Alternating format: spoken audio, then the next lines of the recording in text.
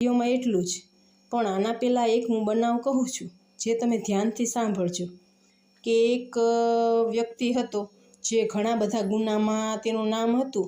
એના કારણે પોલીસે તેને પકડ્યો હતો. દાખલા તરીકે તેણે કોઈ ગુંડાગર્દી, ચોરી, લૂંટફાટ, માર ઝઘડા આવા ઘણા કારણો હતા. એના કારણે પોલીસે તેને પકડી હતી અને એટલા બધા ગુના હતા એટલે પછી તેને અદાલતે ફાંસીની સજાની હુકમ આપ્યો હતો અને કીધું હતું કે તારી છેલ્લી ઈચ્છા શું છે, તું કહી શકે છો, એ પૂરી કરવામાં આવશે.